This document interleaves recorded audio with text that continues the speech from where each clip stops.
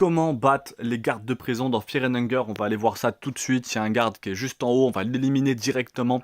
Je voulais rajouter une petite précision sur la vidéo. J'ai fait comment optimiser son mercenaire en début de partie. Je pense que j'ai oublié de préciser qu'avec Escape Plan, ça permet quand même d'esquiver un maximum de combats. Les combats, vaut mieux les éviter. Et avec Escape Plan, quand vous ferez run, fuir le fight, effectivement, vous aurez plus de chances de réussir la fuite du fight. Donc on commence par attaquer le bras gauche, vous voyez il tient sa lame dans la main gauche, donc on commence par taper la main gauche et ensuite on peut taper la tête. Et si tout se passe bien, il meurt en 2 coups comme ça et on prend aucun dégât, aucun coup, c'est ce qui s'est passé là.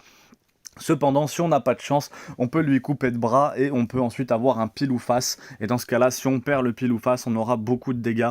D'où l'intérêt de probablement essayer d'esquiver les combats tant qu'on n'a pas 3 ou 4 personnages à son actif, et surtout un petit peu plus d'armes et un petit peu plus d'équipement. Tous les prochains tutos que je risque de faire vous permettront d'aller dans ce sens-là. Je vous invite à regarder comment récupérer facilement les persos, tels que la petite fille qu'on va récupérer là, tels que Moonless le chien. Toutes ces vidéos sont disponibles bien sûr sur cette chaîne. N'hésitez pas à vous abonner, à laisser un petit pouce bleu aussi, ça me motive à vous sortir plus de vidéos.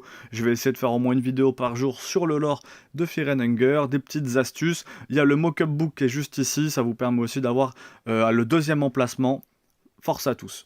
L'Iron Shakespeare, donc un boss optionnel de Fear and Hunger, on va voir comment le battre. Il est assez simple en réalité, c'est un boss optionnel qu'on peut trouver au level 3, donc dans les bassements. Il est vraiment assez simple, il suffit de se focus sur le torse. Si vous arrivez à lui infliger plus de 600 dommages, il me semble bien que c'est ça, 600 dommages, vous l'éliminez en one shot et c'est ce qui va se passer là. Vous avez vu, il suffit d'un coup, en un seul tour, avec 3 personnages, on peut faire tomber ce boss optionnel facilement. Si jamais vous ne l'avez pas au premier tour, c'est pas grave, 2 tours avec 300 de dommages à chaque fois, et normalement il est censé tomber pareil, il vous aura juste peut-être mis un coup entre les deux, mais c'est pas bien grave, c'est un boss optionnel qui est assez sympa quand même à tuer, et puis en plus qui peut vous donner la cellule de la F3 du coup, de la prison. Donc pas mal, après si vous utilisez lockpicking c'est moins utile effectivement, mais ça fait super plaisir de voir comment le tuer. Essayez pas de taper les bras, apparemment les bras ont plus de PV que le torse, donc vraiment la technique pour l'Iron Shakespeare, on focus le torse, on essaye d'y aller avec au moins 2 ou 3 ou 4 persos, avec un seul perso c'est plus compliqué, c'est pas impossible mais c'est plus compliqué, dans ce cas là il faudra sûrement utiliser un Blood Golem ou ce genre de choses. En même temps je vais pouvoir vous montrer où se trouve le levier qui permet de descendre dans les mines, donc on va voir ça tout de suite, il est juste là. Abonnez-vous, pouce bleu, des vidéos tous les jours sur le lore de Fear and Hunger.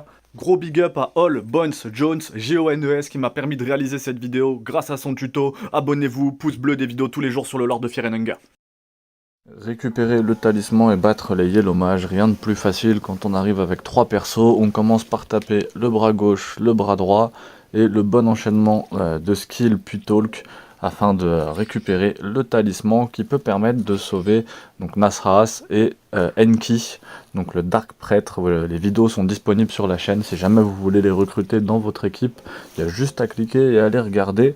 Donc Guard, on va faire le bon enchaînement, faut lui parler de donc c'est le dieu, donc quel dieu tu sers, Wish God, et gros Goroth logiquement, et lui il est content, il dit correct, il tente quand même d'attaquer au tour d'après si je dis pas de bêtises, et c'est seulement au tour de... Voilà. Donc là il nous fait quand même, il va faire des dégâts, il va faire au moins 50, donc ça reste des ennemis assez dangereux quand même, faut s'en méfier. Merci à tous d'ailleurs pour les retours sur les vidéos qui sont sorties, ça fait super plaisir, je vois que la communauté elle est vraiment active, que ça partage, donc c'est vraiment super positif, ça fait plaisir. Ça envoie des astuces, ça pose des questions, ça envoie des réponses, donc c'est vraiment cool. Donc il n'y a plus qu'à achever ce Yellow Mage, on va aller enchaîner avec un 2e Yellow Mage derrière, peut-être enchaîner avec Fear and Hunger Termina, ça serait pas mal, faut vraiment que je m'y colle, le jeu apparemment est incroyable. Mais je vais finir de poncer celui-là et de vous régaler avec toutes sortes de vidéos dessus. On va aller tuer le 2e Yellow Mage, important, faut vraiment leur foncer dessus, si vous leur foncez pas dessus, les Yellow Mages ils peuvent vous tuer à distance, donc ils vont vous couper jambe par jambe, bras par bras. Donc évitez vraiment le contact, évitez de les regarder, enfin allez au contact, évitez de les regarder et foncez directement dessus parce qu'ils peuvent vous attaquer à distance, hein. C'est les petits effets rouges qu'on voit autour du personnage, faut vraiment foncer vers lui. Donc là bon, ça ramasse une pierre, turnip, voilà, foncez directement parce que si l'effet rouge vous touche, c'est un membre en moins directement. Bras gauche, bras droit, la tête, je crois même que je fais tout, non, bras gauche, bras droit, si la tête passe directement c'est bingo, hein. N'hésitez pas à vous abonner à la chaîne, du lore tous les jours, au moins une vidéo par jour sur le lore de Fear and Hunger. On se laisse sur ce Yellow Mage qui se fait découper. N'hésitez pas à aller regarder mes sons aussi sur Carré Musique, vous avez tout dans les à propos, ou si vous êtes sur TikTok, big up à vous, force. Dans un short, je vous avais présenté le marchand qui vous arnaque dans Fear and Hunger. Là, on a un marchand qui est plutôt honnête. On va pouvoir lui acheter un explosif vial et un blue vial. Donc ça fait plaisir effectivement de voir enfin un marchand honnête dans ce putain de jeu, parce que le marchand à l'entrée du donjon, il va vous arnaquer si vous le savez pas. Faites attention à lui. Donc on va aller récupérer le Cube of Death et on va en même temps regarder comment se battre contre les Caved Dwellers. Donc là ils sont pour l'instant complètement inoffensifs, mais voilà, il suffit de récupérer le Cube of Death, cube qui est très important parce que c'est celui qui vous permet de sortir du donjon et même d'avancer dans le jeu, hein. Si je dis pas de bêtises, de toute façon on va y aller étape par étape, on avance petit à petit vers la fin du jeu. Il y a un élément ici qui est assez important, donc n'hésitez pas à aller regarder même des vidéos en anglais si vous voulez prendre un petit peu d'avance, parce que c'est vraiment là qu'il y a le plus d'informations à aller chercher sur Fear and Hunger. Faut vraiment aller poncer un petit peu son anglais pour évoluer dans le jeu. Moi, juste après avoir fini cette run, j'ai fait marier 2 personnages, je suis parti récupérer la petite fille et le garde. Donc ça va me permettre de vous ressortir des vidéos un petit peu plus avancées justement dans le jeu. Donc on va aller faire un combat ou deux quand même, je pense, contre les Caved Dwellers, après qui sont très simples. Quand vous vous battez contre un mâle, un femelle ou un marchand Cave Dweller, effectivement, vous tapez le caillou en premier qu'ils ont dans la main, ensuite vous coupez la tête et c'est fini. Les warriors, par contre, c'est un petit peu différent, vaut mieux se focus sur le torse, c'est cela. Mais même si encore, je suis pas sûr que ça soit un warrior, ça c'est peut-être un normal. Mais même les warriors, vous vous focussez sur le torse et ils meurent directement, ils sont vraiment assez simples, c'est pas des créatures très compliquées à tuer, surtout si vous arrivez à 3 ou 4 persos, le danger il est souvent quand vous êtes seul, et ça je l'ai déjà dit dans quelques vidéos. Donc vous voyez, on va commencer par taper le bras, et encore, je crois que je focus la tête dans celle-là. Donc on a un miss, voilà, c'est ce qui se passe quand on focus la tête, on a plus de chances de la rater, mais bon, ça tue quand même. Première sortie du donjon pour moi avec le Cube of the Death que je vais utiliser directement, et on va voir comment battre un mob un peu spécial qui se trouve dans la petite maison juste à côté. C'est le premier mob que j'ai eu à rencontrer en sortant du donjon. Hop, le petit lancer de pièces quand même, on n'oublie pas les bonnes habitudes, même si ça sert à rien qu'on va se faire dérouiller, ça fait quand même plaisir. On va faire le combat directement et vous pouvez voir que c'est un combat un peu particulier. Déjà là il est tout seul, mais ils vont très vite être deux. C'est un mob qui ramène un deuxième mob, donc son embryon. Merci à All Bones Jones encore une fois pour le petit guide pour battre ce mob. Donc vaut mieux commencer par attaquer les bras en réalité. Là mon gameplay est pas très correct effectivement, c'était la première fois que je le rencontrais. Vaut mieux commencer par attaquer les bras dans le tour 1 et 2. Si on n'arrive pas à infliger 800 de dommages par tour, vaut mieux attaquer le torse dans le tour 3 et 4. Et si on n'arrive pas à infliger 400, au moins 400 de dommages par tour, vaut mieux courir. En dessous de 400 de dommages par tour, le combat est un peu compliqué, bah, c'est ce qu'on peut voir dans mon gameplay, hein. Je vais quand même le gagner, mais je vais prendre beaucoup trop cher. Vaut mieux courir, partir du combat, et si vraiment vous voulez le tuer, éventuellement vous revenez, vous attaquez le torse. Parce que du coup, bah, ça reset l'embryon. Donc voilà pour la traduction, grosso modo. Il vaut mieux essayer de rester stable sur ce combat. C'est un combat qui est pas vraiment simple, hein. Moi, franchement, là, j'ai pris assez cher sur le premier coup, sur la première run. Donc on va voir ce que ça va donner sur les suivantes. Bien sûr, n'oubliez pas de vous abonner et de lâcher un petit pouce bleu pour tous les tutos que je fais sur Fear and Hunger. Ça fait toujours plaisir. Et puis de lâcher un petit commentaire si vous avez des questions. Ça fait super plaisir de vous avoir juste en dessous. Donc le torse du mob en plus à 1600 HP peut être tapé qu'à la fin du fight. Abonnez-vous, pouce bleu pour plus de vidéos tous les jours sur le lore de Fear and Hunger. Et en plus il a rien à l'intérieur. Après avoir passé le pont où on recrute Moonless, on arrive dans la mine et on va aller se battre contre un boss optionnel que j'aime beaucoup, Salmon Snake. Très très très stylé dans Fear and Hunger, c'est vraiment un de mes boss optionnels préférés je pense, c'est vraiment un boss super cool. On va voir comment se battre contre Salmon Snake dans Fear and Hunger. Il y a plusieurs techniques différentes à adopter, vous pouvez voir que j'ai troqué mon mercenaire contre un Dark Prêtre. J'avais envie de changer un petit peu, je voulais voir ce que ça donnait Dark Prêtre avec Nécromancie, et c'est plutôt cool, hein, c'est agréable. Faut que je vois vraiment le Dark Prêtre, c'est un personnage qui est un peu plus compliqué. J'ai même pas encore réussi à être en maître des insectes, donc pour optimiser mon Dark Prêtre dès l'introduction et apprendre Nécromancie après, j'ai commencé directement avec Nécromancie, d'où cette goule que j'ai pu ressusciter. N'hésitez pas à en parler en commentaire si jamais vous avez des précisions à dire dessus. Euh, ah, Ragnar était infecté de la jambe, j'ai dû lui couper la jambe avant le combat, malheureusement. Je suis désolé pour cette petite interlude, le combat va pouvoir commencer tout de suite.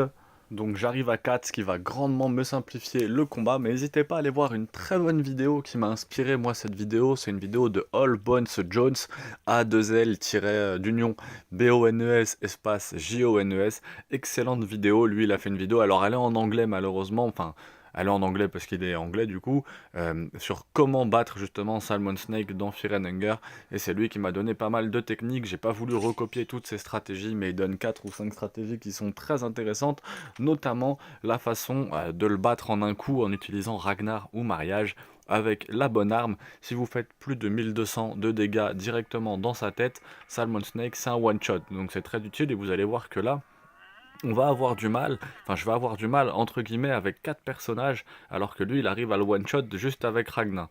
Donc imaginez, vous arrivez juste avec Rangva, 1200 dans la tête et c'est fini, il est éliminé directement. Moi on voit que mon premier tour j'essaye de m'enfuir et ça va pas marcher, l'escape ne va pas passer. Donc dans les petits conseils qu'on peut donner, ça dépend déjà de la composition de la partie, la composition de votre équipement, il faut adapter votre stratégie à ça bien évidemment. Vous allez voir que le boss sort sa langue de temps en temps, faut pas hésiter à taper dessus afin que qu'elle sorte pas, sinon il va utiliser une superbe attaque à partir du troisième tour. Donc premier tour elle sort un peu, deuxième tour un peu plus. Et troisième tour, il a une super attaque, donc il faut essayer de taper sa langue afin d'éviter la sortie de la langue, vous allez voir ça va apparaître.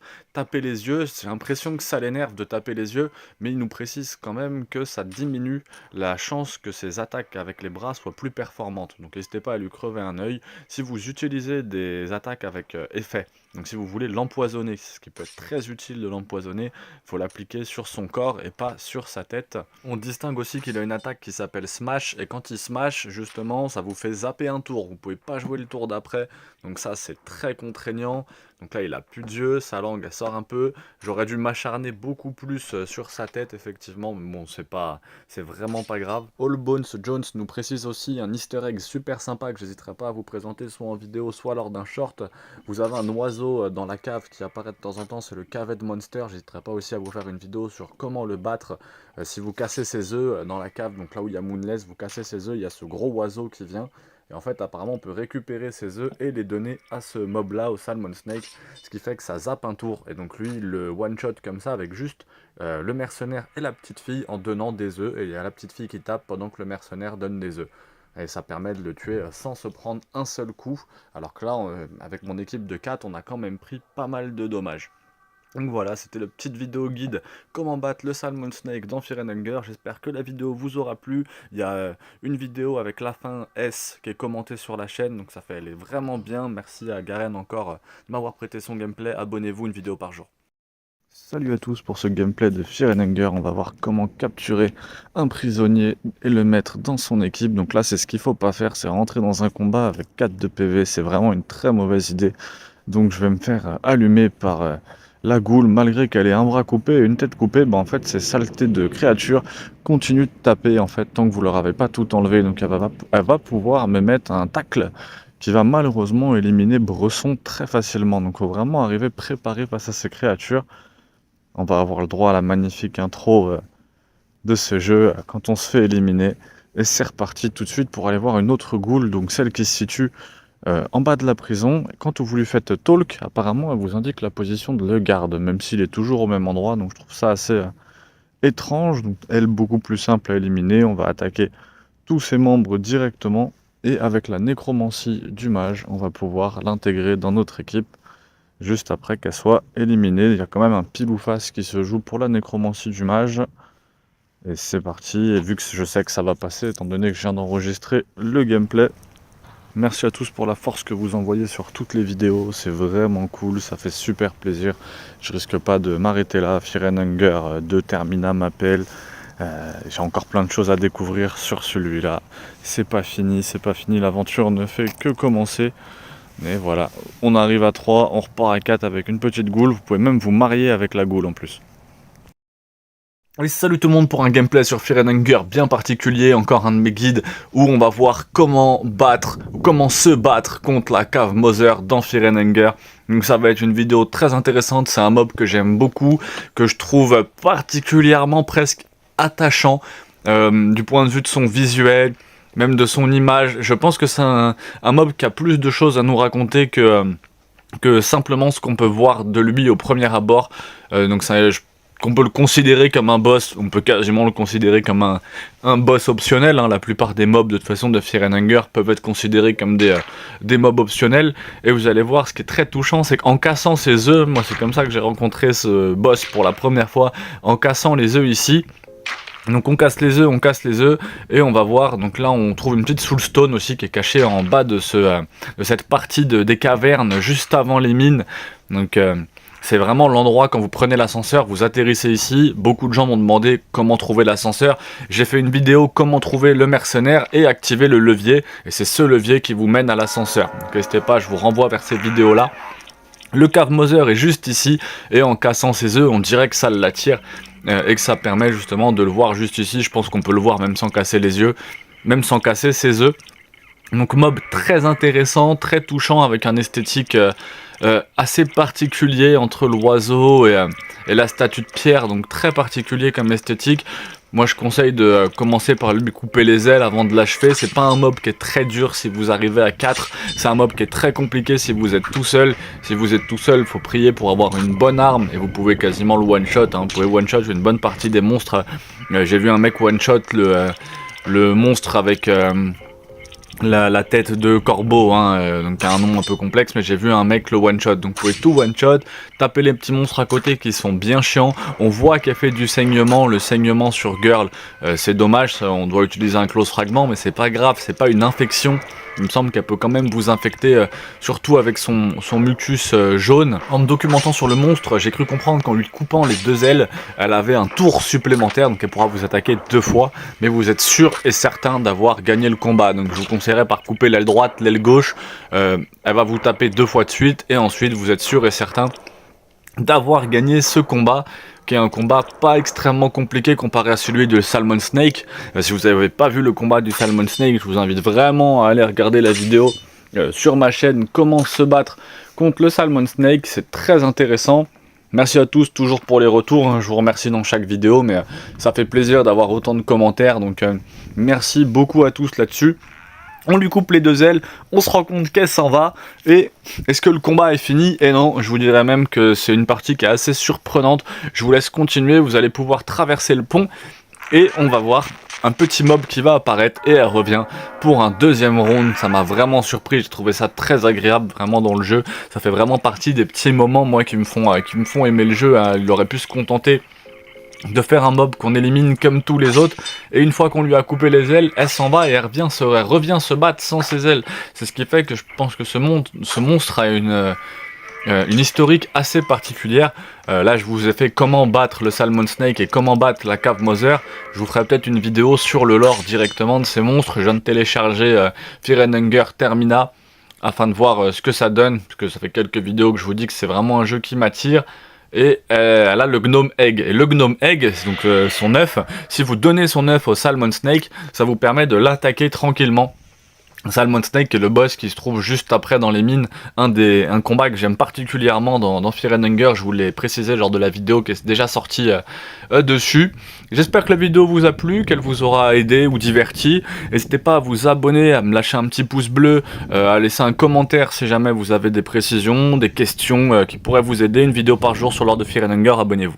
On va voir comment battre le Night Lurch dans Fear and Hunger. C'est un mob qui fait beaucoup de dégâts, qui existe avec 2 skins différents. Il a 2 versions. Cette version qu'on a là, qui est présentée à l'écran, vous allez voir que c'est un mob qui fait beaucoup de dégâts. Et on a également une version où il a une petite fleur sur la tête qui balance un peu de pollen. À chaque tour, il balance du pollen qui empoisonne. J'hésiterai pas à vous faire une vidéo si vous avez besoin d'aide pour ces mobs qui ont des fleurs au-dessus de la tête. Pour vous simplifier la vie face à ce mob, il y a plusieurs solutions. Là, j'ai fait durer un peu le gameplay pour pas que la vidéo soit trop courte. Il y a plusieurs solutions pour vous simplifier la vie. Vous pouvez commencer par lui attaquer le dard et ensuite vous lui attaquez la tête. Ça vous garantit, c'est quasiment la façon la plus simple de le tuer. Premier coup, le dard il est détruit. Deuxième coup, la tête, et ça permet de le détruire très facilement. Vous pouvez aussi lui parler, c'est une référence, enfin une façon de faire qu'on a vu beaucoup de fois dans le jeu. Vous utilisez parler, vous lui offrez un rotten meat et ça va vous prévenir de sa prochaine attaque.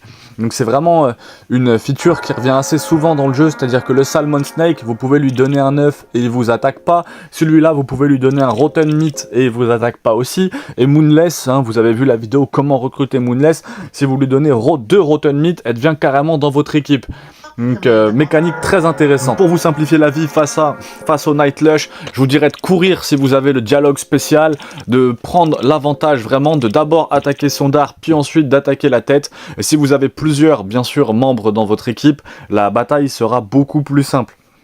Fear and Hunger 2, moi qui arrive bientôt, si vous avez des questions dessus ou des précisions, des choses que vous voudriez voir, n'hésitez pas à le mettre en commentaire, sinon je risque de faire un peu la même chose que ce qu'on a fait là, comment battre machin, comment recruter machin, abonnez-vous, pouce bleu. Et salut tout le monde, on va voir comment battre Ser Seymour dans Fear and Hunger, dans ce terrible donjon de la peur et de la famine.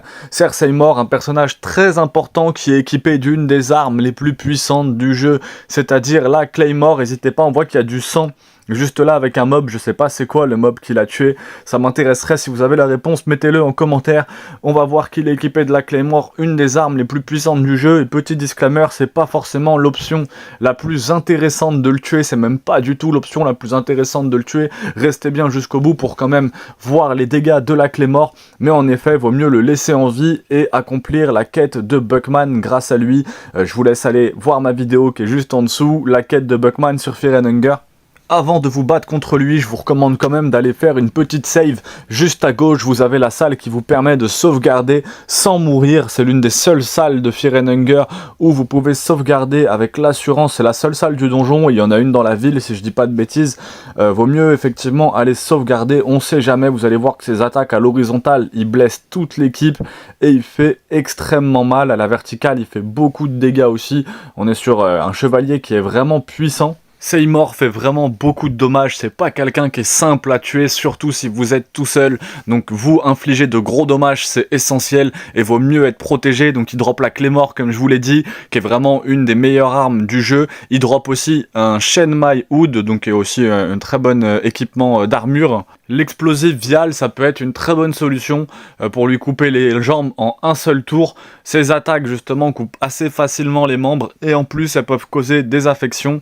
Donc c'est vraiment double punition, non seulement il vous a coupé le bras et s'il vous coupe pas le bras vous êtes infecté. Ce qui vous pousse soit à essayer de trouver un soin afin de vous désinfecter, j'hésiterai pas à en parler dans une vidéo aussi. Soit effectivement vous êtes obligé de faire comme montré dans la célèbre vidéo de combo, vous êtes obligé de vous couper un membre, ce qui est juste horrible. Donc on va voir le matériel qu'on vient de récupérer, on va voir que la Claymore fait vraiment beaucoup de dégâts. Je vais vous montrer ça en allant dans l'équipement directement. Voilà, on passe de 50 à 120, donc c'est quand même très important. N'hésitez pas à vous abonner, à mettre une petite question s'il y a besoin. Abonnez-vous, pouce bleu, une vidéo par jour sur Fear and Hunger. À force de voyage dans le donjon de Fear and Hunger, vous allez sûrement tomber sur un mob un peu particulier, le Lézardman, qui est juste là en bas du chemin du sang. Vous pouvez aussi le trouver dans les mines et il y a une version de lui un petit peu particulier où il s'est accouplé avec un Yellow Mage, ce qui donne ce Yellow Mage lézard très intéressant. On va voir comment le battre. Alors avec une grosse équipe, vous pouvez y aller un peu n'importe comment. C'est très simple, si vous êtes tout seul, vous pouvez le battre aussi en étant tout seul. Vous commencez par attaquer son épée, vous fuyez le combat en utilisant Run, puis vous attaquez une jambe, vous refuyez en utilisant Run. La deuxième jambe, vous refuyez avec Run, et vous l'achevez avec un coup dans la tête. Pourquoi? Parce que ce mob peut renvoyer des dégâts, donc c'est ce qu'on va voir dans cette vidéo. Du coup, là, je tape un peu n'importe comment, justement, pour qu'on découvre ses compétences, et vous allez voir que quand il renvoie une attaque, voilà, counter-attaque, ça fait vraiment beaucoup de dommages, 55. Donc vaut mieux éviter de se prendre l'attaque et donc attaquer une épée, courir, attaquer une jambe, courir, attaquer une autre jambe, courir et l'achever avec la tête. C'est un des rares mobs qui peut vous donner une arme très puissante. Là je l'ai pas eu, il m'a filé une pipe et de l'opium, mais il peut vous filer une arme très intéressante parmi les armes les plus puissantes du jeu. Il a également une fin, si jamais il vous tue, je vous conseille de vous laisser tuer par lui au moins une fois. Il y a une death scène très particulière qui est assez sympa, assez gore. Sinon, qui est disponible sur YouTube, hein, si vous mettez Lizardman Death Scene. Tout simplement, j'espère que la vidéo vous aura plu et vous n'hésitez pas à vous abonner. Il y a au moins une vidéo par jour sur le lore de Fear and Hunger. Comment battre le Dark Prêtre Enki dans Fear and Hunger?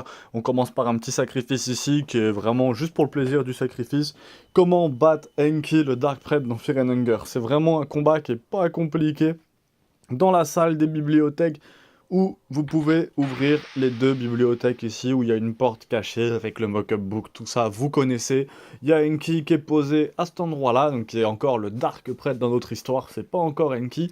Et en lui parlant, on peut lui demander ce qu'il fait là, il est pas très bavard. On peut aussi lui dire « Qui es-tu » Et là, il nous apprend que c'est Enki, il nous demande si ça a nourri notre curiosité. Et on va pouvoir lancer un combat. Donc il va être assez agressif si vous continuez à lui parler. Bien évidemment, si vous le tuez là, vous ne pourrez pas le revoir en bas, bien sûr, et du coup, vous ne pourrez pas l'intégrer dans votre équipe. Hein. Donc il faut éviter de le tuer si vous voulez l'intégrer dans votre équipe. Si vous préférez le tuer, et bah tout simplement, vous allez voir que c'est un combat qui est pas très dur.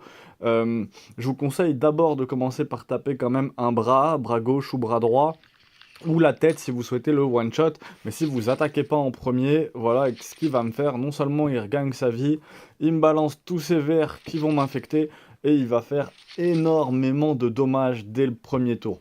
Donc c'est un combat qui a sincèrement, je vois pas encore l'intérêt, je suis même pas sûr qu'il y en ait un, et je vois pas l'intérêt de faire ce combat comme ça en début de run. Au deuxième tour, il invitera un squelette avec la nécromancie, et vous voyez, il est très faible, 145, et il meurt directement. On va ramasser les objets qu'il a sur lui. À part si vous souhaitez récupérer un des objets qu'il a sur lui, pour moi le combat est pas plus utile que ça. Abonnez-vous, pouce bleu, une vidéo tous les jours sur Fear and Hunger. Une fois arrivé dans cette zone lugubre du donjon de Fear and Hunger, vous apercevrez un puits. Je vous laisse sauter dedans si jamais le cœur vous en dit. En attendant, on va monter dans cette zone où se trouvent les Dark Prêtres au level 1, le Inner Hall. Il y a les étagères ici, n'oubliez pas de les faire, n'oubliez pas d'allumer la torche pour la santé mentale. J'étais parti voir s'il y avait un troisième prêtre. Vous aurez certaines versions du donjon où il y aura 3 prêtres.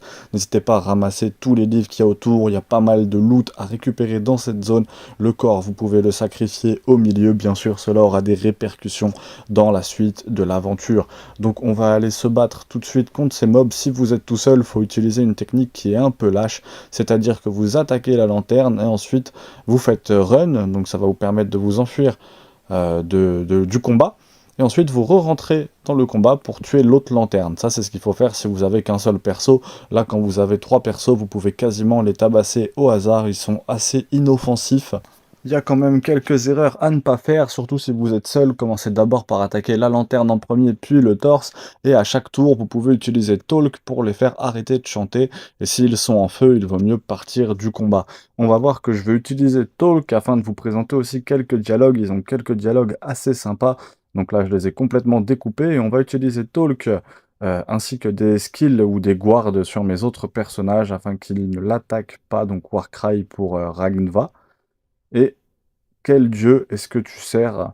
Donc on peut lui demander quel dieu est-ce qu'il sert, et donc il a une réponse que je vous laisserai traduire, parce que franchement, j'ai pas le temps dans cette vidéo. Donc là, j'avais mis The Ascended One. Non, j'ai mis New God. J'ai mis New God, mais il a un dialogue différent, si je dis pas de bêtises, pour chaque réponse. Donc c'est très intéressant, sachant qu'il est juste devant. Si vous avez envie d'en apprendre un petit peu sur l'or du jeu, bah en fait, vous verrez, c'est très simple, hein. Ils sont juste devant les Dark Press, donc vous rentrez dans le jeu et vous faites talk pour aller leur parler. En parallèle, je vais bientôt commencer Fear and Hunger 2 Termina, donc si vous avez un personnage à me conseiller pour commencer cette aventure, n'hésitez pas à le mettre en commentaire. Vraiment le meilleur personnage pour commencer, le plus logique pour commencer l'aventure, ça me déplairait pas, n'hésitez pas à le mettre en commentaire, ça m'aiderait bien. J'espère que la vidéo vous a plu. N'hésitez pas à vous abonner. Une vidéo par jour sur le lore de Fear and Hunger. Ramassez ce qu'ils ont, surtout sur eux, les Dark Prêtres. Il y a quand même un Purifying Talisman, une Soulstone et 2 robes. Abonnez-vous, pouce bleu, une vidéo par jour sur le lore. Après avoir bien fait le tour du donjon de Fear and Hunger, on se retrouve dans la cité. Je pense que j'ai fait un tuto sur quasiment tous les monstres du donjon. On arrive dans la cité et on va voir comment battre Body Snatcher. Belle revanche que j'ai pris contre lui, parce que la première fois que je suis arrivé là, j'avais mariage tout seul et je me suis fait vraiment body bag par ce mob. Donc là, on va voir comment le battre tout de suite. C'est un monstre extrêmement dangereux qui peut facilement vous empoisonner, qui est très dangereux à battre tout seul, même si vous avez un mariage bien équipé. Moi, j'en ai fait les frais. Donc il faut commencer par attaquer son bras droite, donc le plus haut des deux. Donc là c'est pas du tout ce que je vais faire, hein. Je suis avec 4 persos, je fais un peu le fou pour la run. Mais il faut commencer à attaquer son bras droite, le plus haut des deux, ensuite celui qui est juste en dessous, ensuite son bras gauche qui est en bas. Donc c'est bien ceux en fait qui tiennent des objets, hein, tout simplement. Et il faut éviter de casser ce bras là, celui-là faut le tuer en dernier, parce que sinon il va de toute façon vous faire un tacle. C'est surtout la méta, si vous êtes solo, à plein de personnages, ce qu'il faut c'est être équipé de White Vial afin de se soigner du poison, et puis de Blue Vial pour pouvoir se soigner aussi. Mais commencez, voilà, le bras droit en haut, le bras droit en bas, le bras gauche en bas, vous pouvez vous soigner, et ensuite vous pouvez attaquer le torse, ce qui va vous permettre de le tuer. Faites vraiment attention, il est très dangereux tout seul. De base, je voulais vous sortir la vidéo sur comment tuer la grand-mère, la skin Grammy, mais j'ai pas pu parce que ça fait 2 fois qu'elle m'éclate, donc j'hésiterai pas à vous mettre celle où je me fais éclater et à vous mettre la nouvelle vidéo dès que j'arriverai à la battre, donc ça va vraiment arriver là très prochainement. N'hésitez pas à vous abonner si vous voulez pas la rater, ainsi que comment tous les monstres de toute façon de Fear and Hunger risquent d'y passer. Abonnez-vous, pouce bleu, une vidéo par jour sur le lore de Fear and Hunger. Fear and Hunger vous propose des combats très compliqués et on va voir comment gagner contre la skin Granny dans Fear and Hunger. C'est vraiment un des combats dans lesquels j'ai eu le plus de mal, vraiment. Là je dirais même que depuis le début du jeu c'est le combat qui m'a fait le plus galérer. J'ai pas vraiment eu de difficulté niveau combat et là c'est vraiment la première fois que ça me pousse dans mes retranchements. Il y a beaucoup d'astuces, c'est un personnage qui est très résistant, qui fait de gros dommages, donc vraiment vous n'avez pas le droit à l'erreur. Si vous connaissez pas cet endroit, c'est tout en haut de la tour de ma arbre.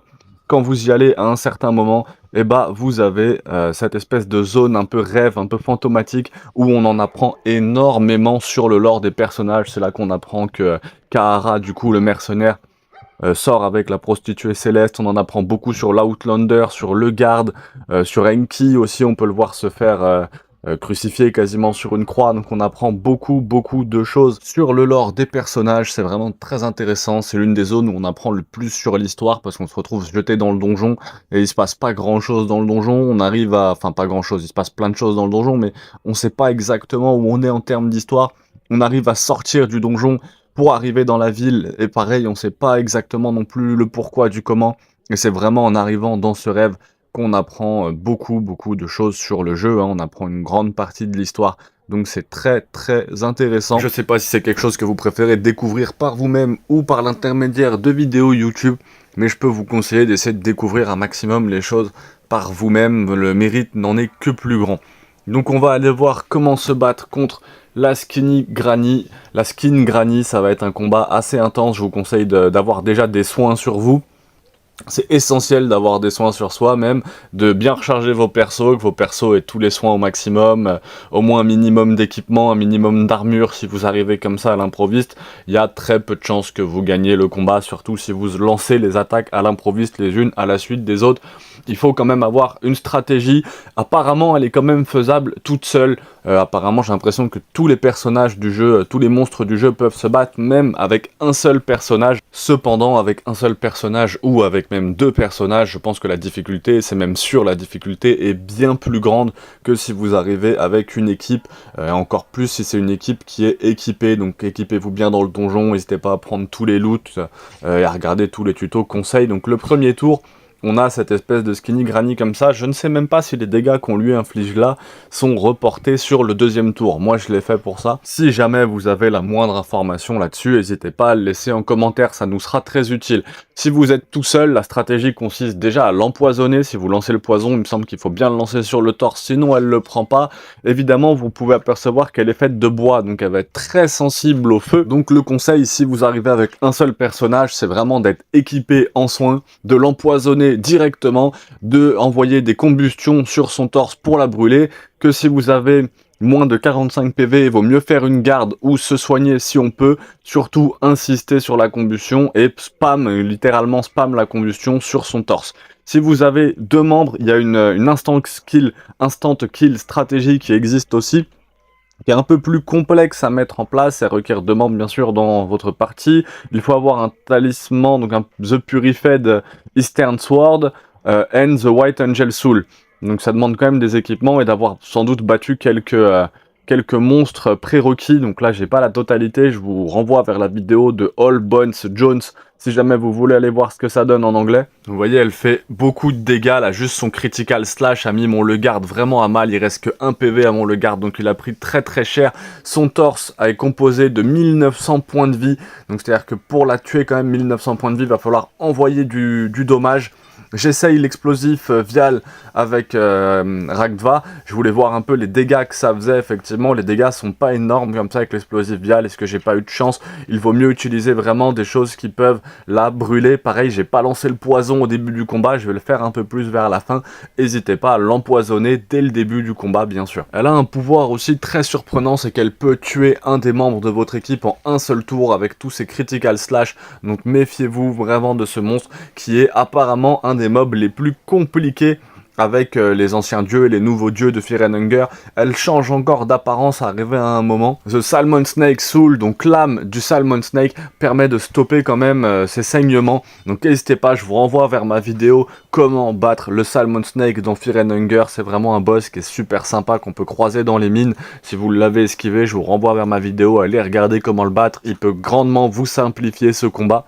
Ses jambes, quant à elles, ont 270 points de vie, son torse a 1900 points de vie, donc ça en fait un monstre assez résistant qui peut vraiment être simplifié par l'utilisation d'items. C'est vraiment la solution la plus simple pour le tuer, c'est la combustion, le feu parce qu'elle est en bois, et l'utilisation d'items.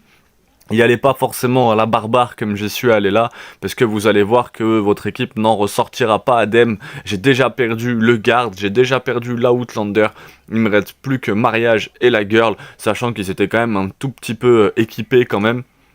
Donc j'arrivais pas en novice total, ça fait déjà 2 fois qu'elle m'élimine, je comptais bien la tuer cette 3e fois, et c'est pas très très simple, hein. C'est vraiment un mob qui est pas simple si vous arrivez pas équipé, et si vous faites pas les choses dans l'ordre. Vous voyez, j'utilise le poison à la fin, et on sent hein, que c'est ce poison là qui vraiment va faire la différence. Si je ne l'aurais pas empoisonné, elle ne serait pas morte. Le premier coup est raté, je crois que j'ai pas tiré au bon endroit. Avec le poison, il faut bien viser le torse. Je sais plus dans quel tuto j'ai vu ça, mais si vous ne visez pas le torse, ouais, j'ai visé la jambe, et en fait, c'est beaucoup plus compliqué de tirer des petites flèches dans la jambe que de les tirer dans le torse, tout simplement. On ne se sert pas assez des items. C'est vrai que je me suis rendu compte lors de ce combat que je m'étais très peu servi des items en combat, que ça soit l'explosif vial ou que ça soit les autres items. Je me suis très peu soigné en combat de toute façon, donc ça reste très instructif, et c'est vraiment un combat qui va me faire évoluer pour le reste du jeu, même si là je suis mort, que j'ai passé quasiment 1 heure en fait à y accéder, à rejoindre le rêve, etc. pour me faire éliminer. C'est pas grave, c'est le principe même de Fear and Hunger, c'est de cracher du sang, et je vais pouvoir revenir beaucoup plus fort afin de l'éliminer. Maintenant que je sais que par exemple avec la combustion on peut l'éliminer beaucoup plus facilement, j'hésiterai pas à revenir équipé face à elle, maintenant que je sais exactement où elle est et que je suis un peu mieux armé pour la battre. Donc d'abord taper son bras gauche, son bras droit, afin d'éviter ses petites attaques, l'empoisonner et surtout sa sensibilité au feu. Juste après ce combat, Nilvan, donc un des anciens dieux, va vous demander un service. Je vous laisserai aller voir par vous-même, ou sinon n'hésitez pas à le préciser en commentaire et je vous montrerai ce passage après le combat, c'est enregistré. Donc si vous voulez les 3 ou 4 minutes après le combat, faites-le savoir en commentaire. N'hésitez pas à vous abonner, pouce bleu, des vidéos tous les jours sur le lore de Fear and Hunger. Merci pour le soutien que vous apportez à cette chaîne YouTube. Force à tous. Salut tout le monde, on va voir comment battre les Redman dans Fear and Hunger. Ils sont situés juste là, dès que vous revenez dans le passé, effectivement, ils vont apparaître à l'entrée de la cité de Maharb et vous allez pouvoir les combattre. Sachez que c'est un combat qui ne sert absolument à rien. C'est un combat qu'on fait uniquement pour le plaisir de se battre, parce qu'en fait ils n'apportent absolument rien, ils n'apportent aucune ressource, n'ont aucune utilité à être battus. Et ne font qu'en fait juste des dommages à votre cerveau et à votre mind. Donc si vous le battez, c'est vraiment pour le plaisir. N'hésitez pas quand même à être équipé au moins d'une petite armure et d'un petit casque. Et ils ont une particularité au moment où ils crient, c'est ce qu'on observe là. Faut faire guard. Si vous faites pas guard, c'est retour à la case départ. Moi, le premier combat que j'ai lancé avec eux, j'étais dégoûté. Deuxième tour, retour à la case départ, parce que quand ils crient, eh ben, c'est une fin de jeu. C'est même pas une attaque qui fait perdre un personnage ou quoi. Non, c'est une fin de jeu directement, parce qu'ils sont très cruels, ces Redman. Donc la technique est très simple pour les tuer. Vous focus la tête, il n'y a que ça. On tape la tête, et on fait la garde autour 2, 5 et 8, parce que la garde, ça évite de recommencer à la case départ. Leurs cris sont réellement horribles, et leur torse à 1250 PV, chaque bras à 500 PV, et la tête à 1200. Donc autant taper la tête, si vous tapez les bras, je pense qu'ils meurent même pas, faut après taper le torse ou la tête, donc autant faire 1200 de dégâts, ou 1250, soit sur la tête, donc 1200 ou 1250 sur le torse, et les achever les plus vite possible. En réalité, vaut même mieux les éviter, parce que c'est un combat qui ne rapporte rien du tout. Je vais commencer Fear and Hunger 2, n'hésitez pas à me dire quel personnage je dois prendre pour commencer l'aventure, ça me ferait vraiment plaisir d'avoir vos retours. N'hésitez pas à vous abonner aussi à cette chaîne, à laisser le petit commentaire, le petit like comme à chaque fois, ça fait toujours bien plaisir. On aperçoit aussi qu'également il a rien du tout, hein. C'est ce que je vous disais, cette créature n'a absolument rien de valeur. Et salut à tous, on va voir comment gagner contre Lord of the Flies dans Fear and Hunger. Ça faisait longtemps que je voulais me battre contre ce mob, et en plus je me suis battu d'une façon très inattendue, parce que ce mob normalement il se balade avec une femme qui s'appelle Jeanne, et là pour le coup je suis tombé face à lui comme ça dans la maison, il est arrivé directement, donc je me suis dit bah écoute, autant se le faire directement, on va même pas attendre la quête de Jeanne pour se le faire. Donc c'est parti, vous allez voir là du coup c'est vraiment ma run, j'ai essayé de fuir au début effectivement, apparemment fuir est assez compliqué, donc là heureusement que j'avais escape plan avec Mariage qui à la base est Kahara, donc le mercenaire, donc j'ai pu m'enfuir avec escape plan. C'est un monstre qui n'est absolument pas recommandé de se battre contre lui tout seul. Si vous n'avez pas assez de dommages pour le tuer en un seul round, vous avez de fortes chances de mourir si la chance n'est pas de votre côté. Donc les recommandations pour le tuer, apparemment si vous utilisez la commande Talk au tour 1, ça peut vous permettre de le stun. Faut essayer d'infliger au moins plus de 350 dommages pour taper la tête, sinon essayez de vous concentrer sur le torse. Assez sensible au feu quand même apparemment, et faites attention, il a une attaque un peu surprise sur la tête. Si vous lui coupez pas la tête directement, il va vous envoyer du poison. En plus on peut voir que c'est un monstre qui fait quand même pas mal de dégâts. Là on a vu que son attaque m'a fait déjà une trentaine de PV en moins, donc on est sur des attaques assez violentes. Mais voilà, 340, ça permet de lui couper la tête directement, et dans ce cas là c'est pas une menace, parce qu'on arrive à 4 personnages et qu'on a un petit peu de chance. Mais vous voyez, son Harry Palm là, 25, c'est quand même un mob qui enlève quelques PV. De toute façon, quand vous arrivez à cet endroit là dans la ville, il faut vraiment être équipé. 3 Blue Herb qui donnent, donc c'est bien, c'est que ça peut vous permettre, si vous savez crafter, de récupérer une potion de soin, donc c'est quand même super cool. N'hésitez pas à laisser un petit message si vous avez des questions sur le jeu. Force à tous, excellente journée, abonnez-vous, une vidéo par jour sur Fear and Hunger. On va aller rencontrer un mob assez important, car c'est un mob qui vous permet de finir la quête de Buckman. Je vous renvoie vers ma vidéo, il y a un passage ici, c'est un peu pervers, je trouve qu'on voit pas super bien l'escalier.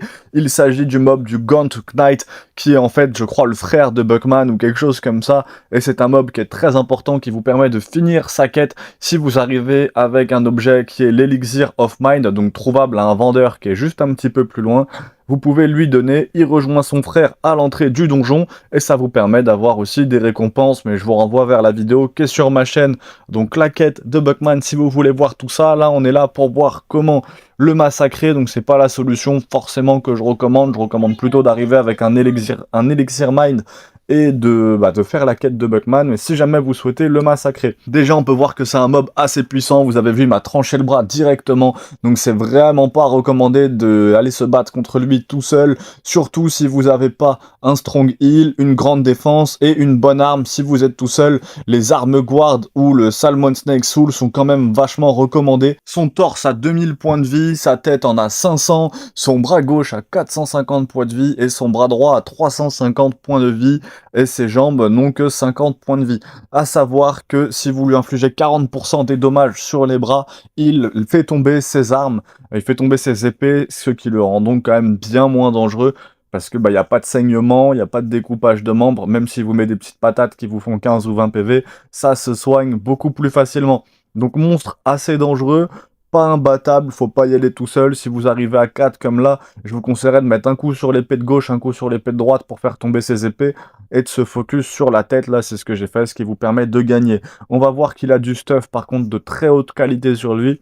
Donc si jamais vous avez besoin de stuff, ça peut valoir le coup de le niquer. Sinon, il vaut mieux faire la quête de Buckman. Abonnez-vous, pouce bleu. Je vais être là tout le temps. Je vais essayer de sortir un maximum de vidéos sur Fear and Hunger 1, puis sur Fear and Hunger 2 Termina. Si vous avez une question, toujours un petit commentaire. Là, on m'a demandé comment trouver l'armure de pénitence. Je ferai une vidéo dessus. Abonnez-vous, pouce bleu. Vous avez sûrement reconnu à cet endroit, il y a une petite tête qui passe, c'est le Harvestman, un monstre bien dégueulasse. Donc là, j'essaie de le provoquer un petit peu, voir s'il allait attraper la petite fille, mais pas du tout. Apparemment, il peut attraper la petite fille et vous le retrouvez ensuite un peu plus tard avec. Donc c'est un mob qui est bien horrible, on l'a déjà croisé. C'est un mob qui marche vraiment bien sur moi avec ses 6 pattes que j'apprécie pas du tout. Qui est vraiment horrible en fait, c'est vraiment un mob qui est assez affreux dans Fear and Hunger. On va voir tout de suite comment le battre, il s'agit du Harvestman. Et donc il y a un petit passage juste là à gauche qu'on avait découvert aussi ensemble. Ce petit passage qui est quand même assez caché, on voit pas exactement que c'est une route. Et vous avez ce mob qui va parcourir cet endroit là ou qui sera posé s'il a capturé un de vos personnages. Donc qu'est-ce qu'il faut faire pour le tuer ce mob? Faut savoir qu'il a une seule attaque, il vous fera pas de dégâts. Et il est vraiment cruel parce que c'est un one-shot direct. C'est-à-dire que s'il arrive à vous grab, c'est fini. Donc au deuxième ou au troisième tour, il y a un pile ou face. Si le pile ou face, vous n'avez pas de chance, vous le perdez. Et c'est mort, vous avez perdu la partie. Donc moi, il m'a déjà battu 1 ou 2 fois. Et donc là, je vais me le faire facilement. Vous ne pouvez pas courir contre lui en plus. Donc c'est-à-dire que même vos capacités d'escape plant sont inutiles contre lui. Donc il est assez dégueulasse en plus comme mob, vraiment. Il faut juste se focus sur le torse. C'est vraiment la seule stratégie qu'il y a contre lui. Voilà, c'est de se focus sur le torse et de jet avec 4 personnages. Sinon, il faut vraiment essayer de contourner le combat. En plus, c'est un monstre qui rapporte rien du tout. Donc pas très utile de se battre contre lui. J'espère que la vidéo vous aura plu. N'hésitez pas à me dire ce que vous souhaitez pour les prochaines vidéos. Plutôt du Fear and Hunger 2, plutôt une commentaire de speedrun, plutôt d'autres mobs encore massacrés. N'hésitez pas à préciser ça en commentaire. Abonnez-vous, pouce bleu, une vidéo par jour sur le lore de Fear and Hunger. Comment battre les embryos dans Fear and Hunger? C'est un mob qui est un peu compliqué, un peu particulier, qui sort directement d'un autre mob dont je tairai le nom, et ils font des choses très particulières juste à droite de la librairie. Je sais pas exactement là ce qu'ils font dans la librairie, mais il se passe quelque chose d'assez particulier entre ces embryos et leur maman. Donc je vous laisserai aller voir dans la librairie. Si vous savez ce qui se passe, n'hésitez pas à en parler en commentaire. Donc on va voir comment les tuer. Très très simple, ils ont 900 points de vie. Donc en fait c'est assez con, c'est soit vous arrivez à leur infliger 900 points de vie d'un coup du premier tour, soit sinon vaut mieux s'enfuir parce que vous voyez ils appellent des confrères. Et là ils sont à 2, ça devient très compliqué, ils font beaucoup de dommages parce qu'ils vont faire soit 25, donc là avec Regular Stab, donc là 16 parce que mon mariage est bien dopé en défense. Mais ils vont faire effectivement soit 25, soit 35, donc c'est quand même pas mal de dégâts. Donc vraiment leur infliger 900 de dommages au tour 1, sinon passer à autre chose, vaut mieux run, ça ne va rien vous apporter. Si vraiment vous voulez forcer le combat, apparemment être équipé de la Salmon Snake Soul permet quand même de contrer ses coups critiques. Donc très intéressant d'être équipé de la Salmon Snake Soul, ça vous renvoie vers ma vidéo comment battre le Salmon Snake qui est un monstre assez cool, qui est vraiment un de mes boss préférés. Donc vous voyez dans ma run, je préfère m'enfuir parce qu'il fait que d'appeler des copains. Je vais me soigner et je reviens vers lui directement. Et là, toutes les attaques, elles passent. Et du coup, ça permet d'éliminer l'embryo tranquillement. Je vous laisse aller voir dans la grande librairie ce qui peut se passer. J'ai bien noté hier. Bientôt des vidéos sur Fear and Hunger 2. Je vais essayer de faire un peu le même principe que ce que j'ai fait là. Comment battre certains personnages, comment recruter certains personnages. N'hésitez pas à vous abonner. On va voir comment recruter l'Outlander, comment recruter le démon, comment battre les dieux. Il y a encore plein de choses à voir. Abonnez-vous, pouce bleu. Salut tout le monde, on va voir comment battre la Nameless Figurine dans Fear and Hunger. Donc c'est un mob qui est assez sympa, c'est vraiment un mur de PV. Donc pour la combattre, vous allez avoir besoin d'une âme sans fin, d'une âme tourmentée et d'une âme illuminée dans votre inventaire. Là on la regarde à travers la run de Garenoa, qui est une très belle run. Garenoa qui fait la fin S avec le Dark Prest en 1h30 en hard mode en plus. Donc on a la partie la plus compliquée du combat, là ça peut pas être plus dur que ce qu'on va voir là. Donc on repasse, donc changement de temps du coup en utilisant le Cube of the Death. La grande porte se retrouve transformée en Nameless Figurine. Et on va pouvoir aller faire le combat directement. On voit qu'il fait un peu de mix de red et de blue. Il soigne ses PV, son mine, toujours soigner ses personnages avant de rentrer en combat. Ça reste essentiel, on ne sait jamais ce qui peut se passer. Donc elle voit qu'on a les trois âmes, l'âme tourmentée, l'âme illuminée et l'âme sans fin, et elle lance le combat directement. Donc ces bras, ils ont 1400 points de vie, et ils utilisent Smash à chaque tour. Smash infligeant 30 de dégâts contendants, et ignore l'évasion si vous détruisez les deux. Son torse utilise plaquage, sa tête à 1800 points de vie, pareil pour l'évasion, et son torse à 3000 points de vie, mais en prend 600 si vous utilisez le poison. Pourtant c'est une figurine en pierre, une Nameless figurine un peu en pierre, mais elle va être sensible au poison, donc si vous pouvez, n'hésitez pas à l'empoisonner. On voit que c'est la stratégie là qui est utilisée par Garen Noak, donc très très intelligent. Il n'y a pas de vraie tactique vraiment pour la battre, à part l'empoisonner en fait, afin qu'elle puisse prendre le plus de dommages possible. Et ensuite vous pouvez soit focus sa tête, étant donné que la tête a un tout petit peu plus de points de vie que les bras, soit si vous souhaitez découper les bras pour être tranquille et pas prendre de risques, avant justement de se concentrer sur la tête. Là on voit que justement il agit un petit peu comme ça. Il a l'air de commencer par vouloir couper les bras afin de minimiser les dégâts qu'il va subir. Toujours avoir des soins, c'est vraiment quelque chose qui peut être très utile. On voit qu'il utilise Loving sur son Blood Golem, qui devrait lui rendre de la vie. Le Blood Golem ayant beaucoup de points de vie, avec 200 points de vie, ça fait un tank qui est vraiment très très très intéressant. Il continue à attaquer, on voit que le squelette et que la goule ont empoisonné les différentes parties de la statue. Donc là, elle va prendre des dégâts très très chers à chaque tour, et il va plus qu'à l'éliminer tranquillement. J'espère que ce tuto vous est quand même utile. On vient de voir comment battre Sylviane. Juste avant, on a vu aussi les différences entre les différents niveaux de difficulté de Fear and Hunger. J'aimerais bien vous faire une vidéo sur le dernier niveau, mais pour ça, il va falloir le débloquer. Ça va demander encore un petit paquet d'heures de jeu. Une fois tué, vous aurez un accès facile au Temple d'Or. Donc là où on va avoir normalement les différents boss tels que François, qu'on a pu voir ici, qui vous permet d'accéder à la fin du jeu. Je ne suis pas encore allé moi à ces endroits-là en perso, donc n'hésitez pas à remercier All Bones Jones pour ses vidéos comment se battre donc contre la Nameless figurine. C'est vraiment grâce à lui que j'ai toutes ces informations, et il m'a pas mal aidé sans le savoir indirectement sur la création de pas mal de guides de cette chaîne, guides qui j'espère vous sont bien utiles. N'hésitez pas à vous abonner, pouce bleu, des vidéos tous les jours sur Fear and Hunger, et bientôt sur Fear and Hunger 2 aussi. Bonsoir à tous et à toutes. On va voir comment battre le White Angel dans Fear and Hunger, l'ange blanc qui est un ennemi unique qui apparaît partout dans Mahabra, la ville antique. Une fois que vous avez vaincu le Tormented One, le tourmenté, vous combattrez presque toujours immédiatement le White Angel. Alors guérissez-vous bien, et les deux devraient être un jeu d'enfant. Et c'est parti tout de suite pour le combat. C'est un combat qui va pas être extrêmement compliqué. Il faut savoir que sa tête n'a que 500 HP. Par contre, elle a 85% de chance de miss en physique et 50% en magique. Donc si vous utilisez de la magie en 2 attaques, ça peut aller, 2 ou 3 attaques. Mais effectivement, si vous jouez avec le physique, il y a énormément de chances que ça rate. Pareil pour son cœur qui n'a que 200 HP, mais pareil, 85% de chances d'esquiver en physique et 40% en magique. Son corps, lui, a 1250 HP. Donc ça en fait un ennemi assez faible en réalité, surtout par rapport aux autres mobs qu'on a vu avant, notamment le Tormented One, la Skinny Granny ou Sylviane, qui sont des monstres bien plus durs dans Fear and Hunger. Donc, pour gagner ce combat, vous devez vous concentrer exclusivement sur son torse ou son cœur. Si vous voulez détruire son torse, apportez des armes qui font beaucoup de dommages ou un effet de statue au premier tour. Faites-le éclater avec une fléchette empoisonnée ou brûlez-le avec combustion, puis gardez-le jusqu'à ce qu'il meure. Il infligera 500 de dégâts à son torse à la fin du tour, donc il mourra dans 3 tours ou 2 tours si vous l'attaquez avec 250 en même temps. Donc assez simple, focus le torse vraiment. Une fois le White Angel vaincu, n'hésitez pas à absorber son âme, donc à utiliser une Soulstone dans une pierre d'âme. C'est le deuxième meilleur accessoire de tout le jeu, c'est incroyablement utile pour tous les combats à venir. Faites-moi savoir dans les commentaires quel ennemi vous avez envie qu'on voit pour la prochaine vidéo. J'espère que ce tuto pour battre le White Angel et absorber son âme vous a plu, vous a satisfait. N'hésitez pas à mettre un commentaire si vous avez besoin. Une vidéo par jour sur Fear and Hunger, abonnez-vous, pouce bleu, c'était carré pour vous servir.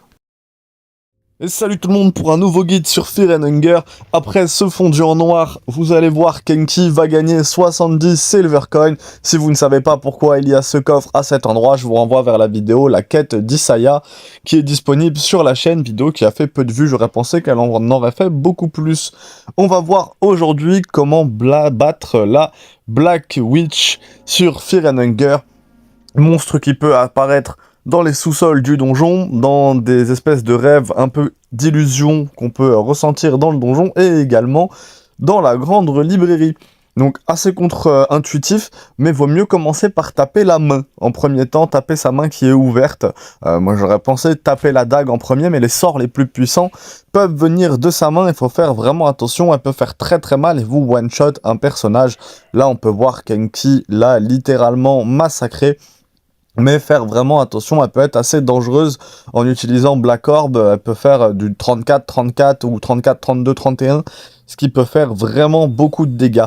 Donc au premier tour, vous attaquez sa main qui est ouverte, deuxième tour, vous attaquez son couteau, et troisième tour, vous attaquez sa tête, et vous êtes quasiment sûr d'en venir à bout de cette façon. On arrive au bout, tout doucement, on arrive au bout de cette série de comment battre un monstre sur Fear and Hunger. Donc il reste encore quelques monstres comme le Glitter Blight, donc qui est l'espèce de dinosaure, Trace of Grogoroth qui devra arriver bientôt, le Yellow King, j'ai mon plus grand fan qui me l'a fait remarquer effectivement qu'il avait hâte que ça sorte, donc j'hésiterai pas aussi, donc c'est le garde, hein, si vous ne connaissez pas, le garde, le Yellow King, qui va arriver aussi, et le double Cromuller aussi, j'aimerais bien peut-être le faire, ça peut être quelque chose d'intéressant. N'hésitez pas à vous abonner, j'attends toujours le meilleur perso pour commencer Fear and Hunger 2, je l'ai toujours pas lancé, ça va arriver très vite. N'hésitez pas à vous abonner, pouce bleu, une vidéo par jour sur Fear and Hunger. Merci à tous en tout cas pour la force que vous me donnez, c'était carré pour vous servir. Salut tout le monde, on va voir comment battre un mob iconique de Fear and Hunger, peut-être même le monstre qui représente le mieux le jeu, le monstre qui correspond le mieux à l'identité de Fear and Hunger. Je parle bien sûr du Cromauler, comment battre le Cromauler dans Fear and Hunger, c'est ce qu'on va voir tout de suite. Juste avant, on peut voir qu'il y a un petit combat sur Isaiah. N'hésitez pas à aller voir ma vidéo sur la quête d'Isaiah. Si vous arrivez à avoir l'Iron Mask, ça peut quand même vous aider pour le combat qui va suivre. Au-delà de ça, bien sûr, avoir un petit peu de Red Vial, pouvoir l'empoisonner ou le brûler, sont aussi des choses qui vont vous aider. Donc je peux vous conseiller de tuer les Dark Prêtres peut-être avant pour récupérer leur lanterne, d'essayer d'avoir un petit peu de poison, peut-être au moins une arme qui tape un petit peu. Et une fois toutes ces conditions réunies, c'est parti pour aller tuer le Cromauler. Isaiah étant un mob assez simple, c'est vrai que je lui ai pas encore dédié de vidéo, mais s'il y a besoin, faites-le moi savoir en commentaire et je lui dédierai une vidéo uniquement sur comment le tuer. En attendant, vous avez la vidéo de sa quête qui est disponible. On va voir tout de suite comment tuer le Cromauler. Parce que le Quomoler, la première fois qu'on le voit, on a tendance à se dire qu'il est imbattable avec sa dégaine d'oiseau et sa grosse tête d'oiseau. Or, il est pas du tout imbattable. Là, on va le prendre avec l'Outlander et Kahara, mais il est même prenable avec Kahara et la petite fille. Donc, premier tour, lui envoyer un Red Vial dans la tête, c'est vraiment l'idéal. Le Red Vial dans la tête, ça va vraiment vous permettre de vous simplifier la vie pour tout le reste du combat. Deuxième tour, l'idéal, c'est de réussir soit à le brûler, soit à l'empoisonner. Il faut bien viser le torse, sinon vous aurez très peu de chances de le toucher. Et si vous arrivez à lui infliger 250 de dommages au troisième tour, normalement, vous êtes sûr de l'avoir vaincu. Une fois vaincu, il se passe plein de choses. Vous pouvez utiliser une Soul Stone sur lui afin de récupérer un objet qui va vous rendre encore plus puissant. Il va également vous donner une clé qui va vous permettre d'ouvrir une porte assez cachée, donc juste à gauche du donjon, une porte avec un emblème, et derrière, vous pourrez récupérer l'arme la plus puissante du jeu, la Miasma.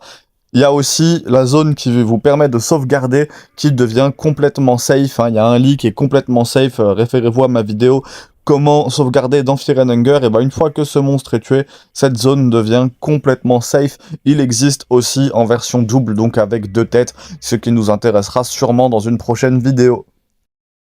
Et salut tout le monde, on se retrouve pour battre un boss super cool, un boss optionnel qui est trouvable dans le Void. Je parle bien sûr des Crater Blight, ces espèces de gros dinosaures immenses. Bien sûr, vous avez vu un combat sur Grogoroth juste avant. Ça va être une vidéo qui va sortir très prochainement. Donc n'hésitez pas à vous abonner si vous souhaitez pas la rater et à laisser un petit pouce bleu. Là, on va s'intéresser à comment battre les Crater Blight dans Fear and Hunger. Donc plusieurs façons différentes de battre ce boss. Déjà, vous avez vu, il utilise le poison au premier tour. Le poison, c'est une très mauvaise idée. Il faut utiliser le poison uniquement à partir du deuxième tour. Il est insensible à la première attaque. Vous pouvez également vous enfuir, mais ça sera bien plus compliqué au troisième tour. Donc si vous souhaitez vous enfuir, essayez de vous enfuir au premier ou au deuxième tour. Sinon, vous pouvez le combattre directement. Envoyer le Purple Vial, donc l'empoisonner au deuxième tour, ça me paraît être la meilleure solution. La meilleure solution pour gagner le combat. Essayez de faire 2000 de dommages magiques avant le tour 4. Si vous êtes équipé de l'âme du Butterfly Soul, donc de l'âme du papillon, je vous renvoie vers la vidéo l'étrange papillon dans Fear and Hunger qui pourra vous permettre de voir comment on trouve cette Butterfly Soul, et que vous apprenez Défense Stun, ça peut augmenter votre évasion de sang et aussi vous simplifier la vie. Niveau HP, il faut savoir que son torse a 2000 de HP et donc est détruit à la fin du combat. Et chacune de ses jambes a 1000 HP et utilise Tombe à chaque tour. C'est un des mobs qui fait le plus de dégâts de tout le jeu. C'est vraiment un des mobs qui fait le plus de dégâts. On voit là, juste avec son croc, il a fait 76 à Kahara, plus infligement du saignement. Donc c'est vraiment très dangereux, faut vraiment se méfier de ce monstre. Sa tête a aussi 2000 HP et elle utilise Chaume à chaque tour. Donc vraiment la meilleure solution pour le battre, c'est vraiment de réussir à l'empoisonner dès le début et ensuite de se focus. Donc si vraiment vous souhaitez le battre, soit arriver à plusieurs personnages, l'idéal c'est d'avoir un Blood Golem et d'essayer de tanker le plus possible parce qu'il fait beaucoup de dégâts. Donc essayez de tanker le plus possible avec un Blood Golem. Là on voit qu'il prend quand même très cher avant de gagner la partie. Ou si vous souhaitez être vraiment tout seul contre lui, l'empoisonner au début, faire guard et croiser un petit peu les doigts. Je vous renvoie vers la vidéo de All Bones Jones qui est un très bon analyste de Fear and Hunger et qui nous a appris pas mal de choses. N'hésitez pas à vous abonner, laissez le petit pouce bleu, ça revient très fort donc pour la vidéo de Grogoroth et pour Fear and Hunger 2. Battre le All Guardian, le vieux gardien dans Fear and Hunger, c'est ce qu'on va voir tout de suite. C'est un mob un peu particulier qui a une illustration assez sympa, je l'apprécie pas mal. Avant, je vous conseille d'aller voir la Nameless figurine et de lui couper les bras. Ça vous permet, comme là dans la vidéo, de commencer le combat sans ses bras. Donc n'hésitez pas à aller voir ma vidéo comment tuer la Nameless figurine. Vous lui coupez les bras, vous commencez le combat comme ça. Et vous avez plus qu'à focus son torse. Chacun de ses bras a 1400 points de vie et ils utilisent Smash qui peut faire 32 dommages ou Boulder qui peut faire 50 de dommages. Donc il fait vraiment mal. Sa tête a 2400 PV et son torse a 1250 PV. Et vous avez à peu près le même pourcentage de chance. Vous avez même le même pourcentage de chance de taper la tête que de taper le torse. J'espère que le petit tuto vous aura plu. C'est toujours très utile. N'hésitez pas à aller liker toutes les autres vidéos, à regarder un petit peu tout ce qui se fait, et surtout, qu'est-ce que vous voulez voir, parce que soit je sors du Fear and Hunger 2 là, à toute patate, donc des petites vidéos d'1 quart d'heure avec un petit peu de lore, un petit peu d'histoire, et en gros mes runs, soit effectivement sur un personnage, soit des guides comme là sur Fear and Hunger 2, soit effectivement je continue sur Fear and Hunger 1, je sais qu'on m'a demandé le Yellow Mage. Le Yellow Mage, il va arriver dans les prochains guides, là, ça va être un des prochains, je pense, c'est même assez sûr. N'hésitez pas à vous abonner, petit pouce bleu, force à tous, c'était Carré pour vous servir numéro 1 sur Fear and Hunger. Combat contre le double Chrome-Mauler va bientôt sortir, donc si vous voulez être sûr de pas le rater, n'hésitez pas à vous abonner, à lâcher un petit pouce bleu. Merci à tous pour tous les retours. Il y a tous les guides sur Fear and Hunger Termina qui vont arriver là au compte-gouttes. On arrive dans la fin des guides de Fear and Hunger. J'en ai encore quelques-uns que j'ai envie de vous sortir. On n'a pas encore parlé de l'hydre. Il va forcément falloir qu'on parle de l'hydre. Et il manque peut-être quelque chose. Si vous avez un guide en particulier que vous aimeriez voir sur Fear and Hunger, laissez-le en commentaire. Aujourd'hui, on est là pour voir comment on bat le dieu de la peur et de la faim, le boss final de la route A et le deuxième boss le plus simple du jeu. Pour la combattre, vous le savez, il suffit de l'amener à la fin de The Gauntlet. Ensuite, elle va bien sûr abandonner votre groupe. Et pourtant, c'est un mob qui est en 5 phases. Donc là, on a un boss qui est vraiment en 5 phases, ce qui fait que c'est un des patterns les plus complexes. Sa première phase, donc c'est la fille, elle ne fait rien du tout. Cela se termine après un tour, donc c'est à ce moment-là que vous configurez des trucs comme Golem de sang ou Rapide Attaque. Ne lui inflige pas forcément de dégâts au fil du temps ici parce qu'elle efface les effets de statut entre ces phases. Je ne recommande pas non plus d'utiliser des flacons, donc du orange vial ou du marron, du bois de vial ici, car elle devient menaçante qu'à la 4e phase, c'est-à-dire à peu près au moment où l'attaque se dissipe. Sa deuxième phase est cette statue un peu dégueulasse, hein. C'est vraiment un mob assez horrifique, je trouve, qui fait partie des mobs qui fonctionnent bien sur moi, comme le Harvestman ou comme quelques autres mobs, mais ce mob fonctionne particulièrement bien sur moi. Elle a 1200 points de vie et soit ne fait rien, soit elle utilise des aiguilles corporelles. Ces aiguilles font 25 de dégâts perçants et ne peuvent pas être évitées, ne peuvent pas manquer et ont 90% de chance de provoquer un saignement. Sa troisième phase est cette statue béante. Il a également 1200 points de vie et utilise pareil, soit des aiguilles corporelles, soit un double smash de bras, soit un double smash de bras qui inflige 35 de dégâts contondants et qui ne peut pas être évité, qui ne peut pas se manquer. Sa 4e phase, c'est cet humain qui fait face qu'à 2700 HP et qui utilise des armes estampillées ou de la brume toxique. Donc ce qui fait quand même assez mal. La brise toxique, c'est 20 points de dégâts non élémentaires. L'empoisonnement ne peut pas être évité. Il a quand même 10% de chance de rater. Et sa 5e et dernière phase, c'est une statue un petit peu étrange. Là, on sent que le God of Fear and Hunger est en train de préparer cette statue. Cette 5e phase de statue étrange que vous avez peut-être vu à Termina. Attention, hein, petite tous relief, Fear and Hunger, Termina. J'hésiterai pas à vous faire des vidéos sur le lore. Je vois que c'est quelque chose qui a l'air de plaire en fait encore plus que les guides sur YouTube. Je trouve ça assez fou. Elle a 6000 HP, donc cette statue, identique au torse de Koro ou de Sylviane, et elle lance des flammes noires purificatrices de braise, et elle utilise l'automutilation. L'automutilation inflige 50 dégâts au boss et ne fait pas mal. Vous pouvez vous purifier de quelque manière que ce soit et purifier les flammes noires. Tous deux infligent des dégâts de feu, ne peuvent pas être évités, ne peuvent pas manquer, provoquent des brûlures. Donc c'est un mob qui n'est pas spécialement compliqué. Je pense que vous y arriverez probablement du premier coup, même si vous arrivez avec un Outlander, c'est un Ders qui sont pas extrêmement stuffés ou extrêmement équipés. Je pense que vous pouvez réussir à la combattre assez facilement. C'est vraiment pas un mob très compliqué. On a vu bien plus dur sur la chaîne. Voilà, tout simplement, j'ai très hâte de vous sortir la vidéo sur l'hydre. Faut que je vous parle de Lady of the Moon aussi. Donc j'ai pas mal de choses à vous dire. Abonnez-vous, pouce bleu pour rien rater.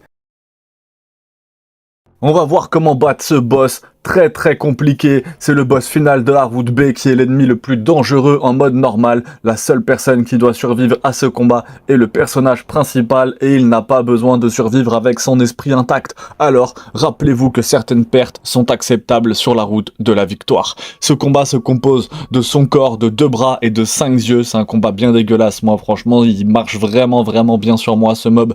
Quelles que soient vos peurs, vous commencerez ce combat dans le domaine de la phobie qui augmente les dégâts de la griffe du dieu. Avant que quiconque n'agisse, il utilise Whisper of Grogoroth qui inflige 35 de perte d'esprit d'éléments d'un autre monde et les maudit pour qu'ils meurent en 5 tours. Contrairement au combat contre Valtiel, la malédiction peut être dissipée par un talisman purificateur dont vous avez besoin pour vaincre son corps. Pour gagner son corps à 6000 points de vie, il en prend 1000 en le brûlant, le poison sur le torse a 2/3 de chance de ne rien faire et une chance sur 13 d'utiliser un regard brûlant qui inflige 35 de dégâts de feu à tout le groupe et qui ne peut pas être évité. Ses deux bras ont 3000 points de vie. Et ils utilisent la griffe d'un dieu tous les deux. Tourner la griffe, un dieu coupe toujours un bras et peut techniquement être évité. Mais parce que tout le groupe a le statut de phobie, ils perdent 50% d'évasion. Donc empilez la position de défense, n'hésitez pas à faire guard. Et si vous avez l'âme du papillon, référez-vous à ma vidéo l'étrange papillon, l'étrange butterfly. Très intéressant ce mob dans Fear and Hunger. Et il faut vraiment l'avoir pour essayer de battre Gogoroth. Je suis pas sûr, je crois que c'est Grogoroth. Il inflige 45 de dégâts tranchants par défaut, mais avec la phobie, il passe à 67. Donc vraiment bien d'avoir l'âme du papillon, hein. C'est vraiment très utile. Les yeux, eux, n'ont que 100 points de vie chacun, sauf pour le grand œil central, avec 300 points de vie pour lui. Ses attaques ignorent le buff de défense de la garde, ce qui rend les yeux incroyablement dangereux. Une fois que vous avez détruit ses deux bras, son torse commencera à subir des dégâts supplémentaires. Mais ses bras ont les mêmes HP que le torse, donc ce n'est pas particulièrement grave utile. Même s'il est techniquement possible de gagner ce combat en solo, cela nécessite une chance tellement extraordinaire que cela ne vaut même pas la peine d'essayer de rassembler un groupe complet, peu importe qu'ils soient équipés, comment ils sont équipés ou la quantité de dégâts qu'ils infligent, ils ne sont là que pour empêcher Gros de se concentrer.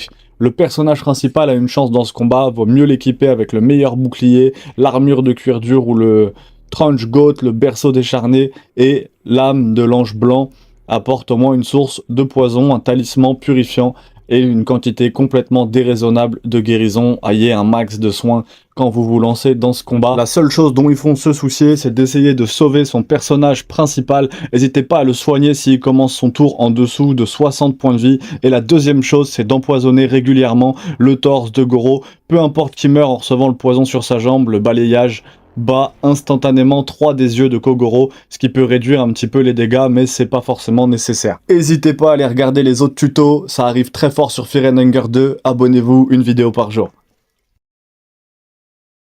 Battre le Yellow King, le roi jaune, c'est le boss final de la fin C1, remarquablement simple mais quand même assez dangereux. Je recommanderais fortement d'avoir au moins un effet de statut comme une fléchette empoisonnée ou un petit peu de magie de feu, cela pourra quand même vous simplifier le combat.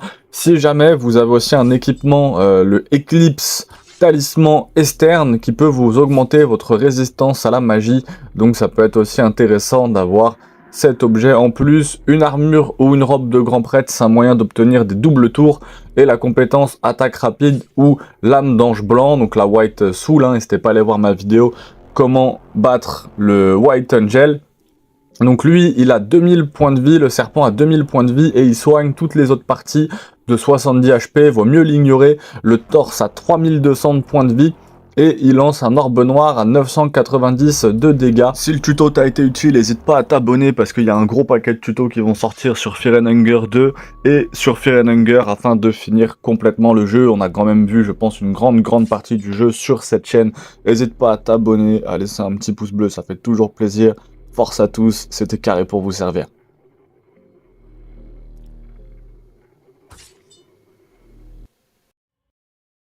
Ok tout le monde, j'espère que vous allez bien. On va voir comment battre un boss iconique de Fear and Hunger 1, le Tormented One. Il est également dans Fear and Hunger 2 Termina en tant que boss optionnel. Donc vous avez vu la première étape, j'ai pas pu le laisser pour YouTube, mais c'est d'effectuer le sacrifice qui est en haut. Si vous ne savez pas, ce sacrifice peut être effectué sans tuer personne dans votre équipe. Il faut aller dans un laboratoire secret qui est un peu caché. Et ça vous permet de cloner votre personnage. Et quand vous arrivez à cet endroit de sacrifice, ça vous permet justement de tuer le clone de votre personnage. Et qu'aucun membre de votre équipe ne soit tué. Frappolo 94 a fait une très bonne vidéo là-dessus en anglais, comment trouver le laboratoire secret Don't Sacrifice Anymore. Si jamais vous avez vraiment besoin pour cette partie, n'hésitez pas à me le préciser et je vous montrerai aussi cette partie lors d'une autre vidéo. Donc là on peut voir que Garen Noack, merci à lui pour sa run, il est en train d'optimiser son Dark Prest et ses squelettes afin de se lancer dans un des combats qui, je pense, est un des combats les plus durs.